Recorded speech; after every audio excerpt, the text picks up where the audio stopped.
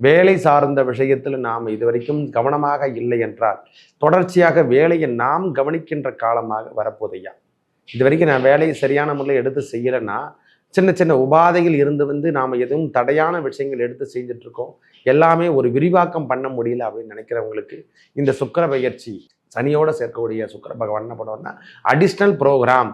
வண்டி வாகனங்களை இது வரைக்கும் நாம் வாங்காமல் இருந்தால், ஒரு கனரக வாகனம் வாங்கலை சுவாமி, ஒரு ஆட்டோ வாங்கலை, கார் வாங்கலை, இந்த மாதிரி பெரிய பெரிய வாகனங்களை லாரி பஸ் இதெல்லாம் நம்ம வாங்காமல் இருந்தால், புதுசாக எல்லாத்தையும் மார்க்கெட்டிங் பண்ண முடியாமல் இருந்தால், ரொம்ப நாளாக இழுபறியாக்குதுன்னா இந்த நேரத்தில் அவையெல்லாம் நம் தேர்வுக்கு வருகின்றது.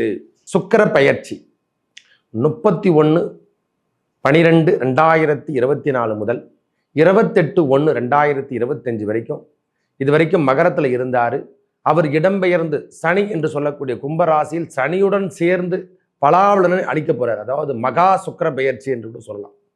சனி பகவானோட சேரக்கூடிய கிரகங்கள் எவ்வாறு இருக்குன்னா, இந்த சுக்கிர பகவானும் சனி பகவானும் சேர்க்கும் பொழுதெல்லாம் அதிகப்படியான செல்வங்களும் அதிகப்படியான ஈர்க்கும் தன்மை என்று சொல்லக்கூடிய அளவுக்கு செல்வத்தை இருவாரி வழங்க போறார். இந்த நேரத்தில் சுக்கிர பெயர்ச்சியில இது ஒரு அதிக போரும் எப்படி சொல்றதுன்னா, அவர் ஒரு படிக்கு குறைவாக தான் இருக்கார். உச்சத்துக்கு ஒரு படி குறைவாக இருந்தக்கூடிய காரணத்தாலையும் ஆட்சி பெற்ற சனியோட தொடர்பு கொள்வதால பெரிய மகாவா, அதாவது எப்படி சொல்றதுன்னா பெரிய அளவுக்கு பிரம்மாண்டத்தை தரக்கூடிய அளவுக்கு செல்வங்களோ மார்க்கெட்டிங் எல்லாமே உயரக்கூடிய காலம்தான்.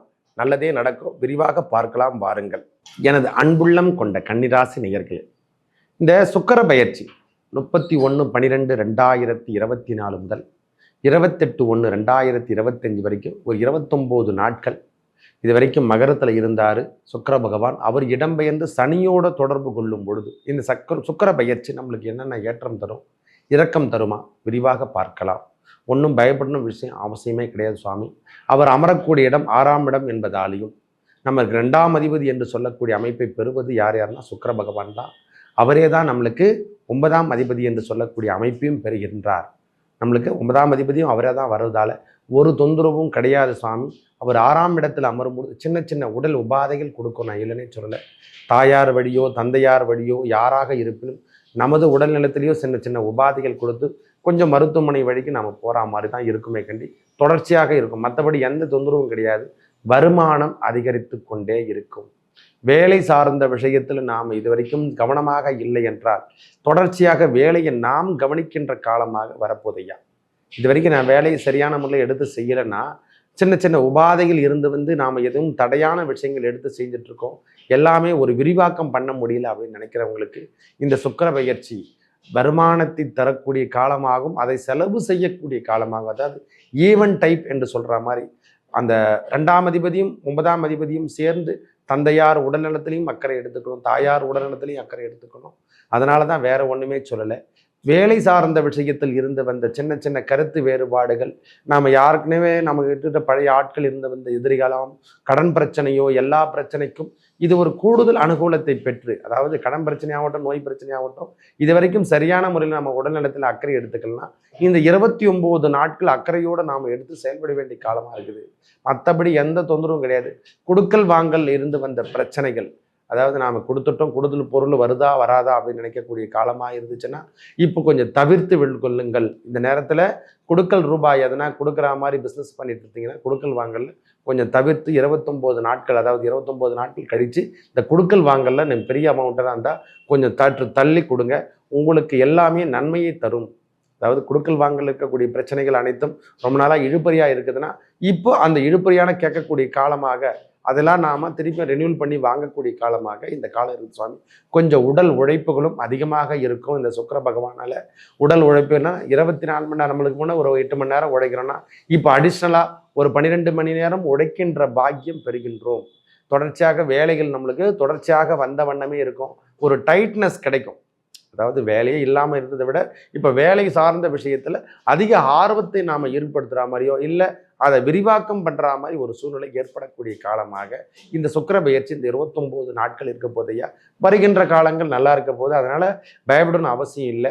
இப்பொழுது இருக்கின்ற தேவைக்கேற்றால் போல், அதாவது எதுக்கு நாம் செலவினங்கள் பண்ணால் மருத்துவ செலவு இந்த மாதிரி தொந்தரவுகள்லாம் சின்ன சின்ன தொந்தரவுகள் வருகையா தாயாருக்கும் வரும், தந்தையாருக்கும் வரும், தங்களுக்கும் வரும். கன்னிராசிக்காரங்களுக்கு அனைவருக்குமே வரக்கூடிய காலமாகும். சின்ன சின்ன உடல் உபாதைகள் மட்டுமே இருக்கும். மற்றபடி வேலை அமைப்புகள், அதாவது கடின உழைப்பு என்று சொன்னோம்ல, அந்த கடின உழைப்புக்கு கொடுக்கின்ற காலமாக, ஏன்னா 2ஆம் அதிபதி தொழில் காரகனாக அவரே வருவதால வேற எதனாலையும் சொல்ல முடியல சுவாமி. அது சனியோட தொடர்பு கொள்ளும் போதெல்லாம் வேலை அமைப்புகளை தடிமாக இருக்கும். அதாவது இது வரைக்கும் நம்ம சிம்பிளா செஞ்சுட்டோம்னா இப்போ விரிவாக்கம் பண்ண போறோம். வேலையே செய்யாம நாம ஏதோ ஒர்க் பண்ணியிருந்தா புதுசா பிஸ்னஸ் பண்றதுக்கான எண்ணம் எல்லாம் உருவாகும். ஐயா நாம இது வரைக்கும் நம்ம ஏதோ கம்பெனிக்கு போறோம் வரோம் அப்படின்னா புதுசா அடிஷ்னலா எடுத்து வீட்டு வேலையாகட்டும், தொழில் வேலையாகட்டும், விவசாயம் ஆகட்டும், அடிஷ்னலா செய்யக்கூடிய வேலைகளை வாய்ப்புகளை இப்போ அதிகப்படுத்த போறார் நம்மளுக்கு. சனியோட சேர்க்கக்கூடிய சுக்கிர பகவான் என்ன பண்ணுவார்னா அடிஷ்னல் ப்ரோக்ராம்.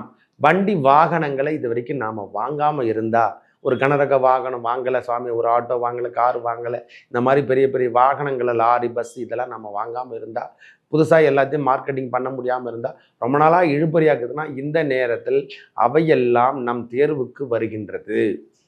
இந்த நேரத்தில் அதெல்லாம் கைகூடக்கூடிய காலமாக வருது சாமி, பயப்படணும் அவசியமே இல்லை. இந்த உடல் உழைப்பு தான் இந்த நேரத்தில் அதிகரிக்குமே கண்டி, மற்றபடி நீங்கள் செய்கின்ற வேலைகள் அனைத்தும் வெற்றி கிடைத்து கொண்டே இருக்கும். வெற்றி கிடைக்கும், கவலைப்படாத.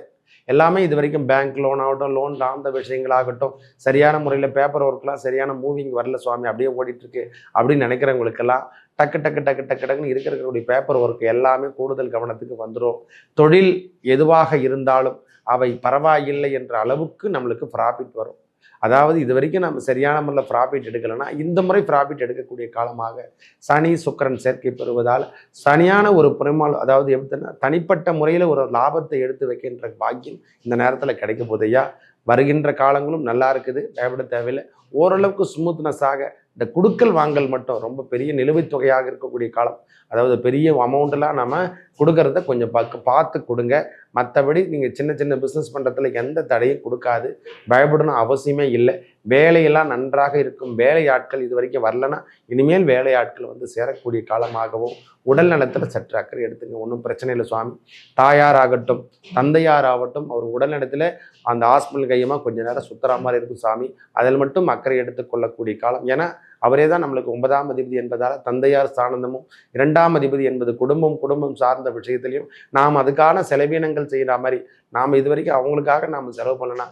மனைவி 2 என்பது மனைவி, குடும்பம், குழந்தைகள் எல்லாமே இருக்கிறதால அவங்களுக்கும் நாம் அக்கறை எடுத்துக்கக்கூடிய காலமாகும். நம்ம உடல்நலத்திலையும் அக்கறை எடுத்துக்கணும். ஏன்னா 2 என்பது உடலும் சொல்லிட்டாங்க. அதனால நம்ம உடல்நிலையும் மனைவி சார்ந்த உடல்நிலத்திலையும் நாம அக்கறை எடுத்துக்கக்கூடிய காலமாக இந்த காலம் இருக்குது ஐயா. இந்த 29 நாட்கள் கழிஞ்ச பிறகு நல்லா இருக்குது. அது வரைக்கும் கொஞ்சம் பொறுமையோட செயல்படுங்க. இரவு நேரம் பயணம் என்பதை தவிர்த்து கொள்ளுங்கள். மற்றபடி எந்த தொந்தரவும் கிடையாது.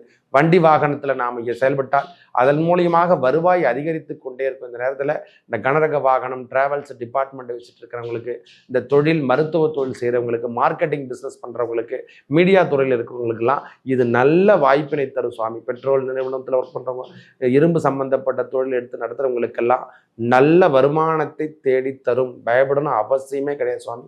நல்ல முன்னேற்றம் தரும் இந்த சுக்கிர பயிற்சி. மற்றபடி எந்த தேவைகள் உங்களுக்கு பூர்த்தி செய்கிற மாதிரி தான் இருக்குமே கண்டி. ஏன்னா கடின உழைப்பை கொடுக்கின்ற காலமாக இந்த கமர்ஷியல் ஒர்க், டாக்டர் எல்லாருக்கும் இப்போ நல்ல வருமானத்தை கொடுக்கும் சாமி. பயப்படணும் அவசியமே இல்லை. நல்ல முன்னேற்றமும் தரும். அரசாங்க உத்தியோகமோ இல்லை அரசியலுக்கோ நாம் ஈடுபடாமல் இருந்தால் இப்போது ஈடுபடக்கூடிய காலத்தை ஏற்படுத்தி கொடுக்க போறார். அரசியலுக்கோ அரசாங்கத்துக்கோ நாம் சரியான முறையில் ஈடுபடாமல் இருந்தால், இல்லை கான்ட்ராக்ட் எடுத்து செய்கிற மாதிரி இந்த நேரத்தில் அந்த பாக்கியம் எல்லாம் கிடைக்க போகுது. ஏன்னா கட்டுமானத்துறை என்று சொல்கிற மாதிரி அந்த கட்டுமானத்துறைக்கெல்லாம் நாம் இப்போ எடுத்து செஞ்சீங்கன்னா ஃபஸ்ட் கிளாஸாக உங்களுக்கு எல்லாமே அப்பாயின்மெண்ட்டு கிடைச்சிடும் ஐயா. நல்லதே நடக்கும். மேலும் நல்லதெல்லாம் நடக்க இந்த யோக லக்ஷ்மி நரசிம்மரையும், யோக ஆஞ்சநேயர் ராணிப்பேட்டை டிஸ்ட்ரிக்ட் சோழங்கில் இருக்கக்கூடிய மலையில வீட்டு இருக்காரு, அருள்பாலி சென்றிருக்காரு. அவரை போய் பாருங்க. ரொம்ப நல்ல ஒரு, அதாவது எதிர்வருகின்ற காலம் உங்களுக்கு நல்ல விதியாக அமையறதுக்கு இந்த சுக்கிர பெயர்ச்சி அனுகூலமாக இருக்க போதையா. நல்லதே நடக்கும். நன்றி, வணக்கம்.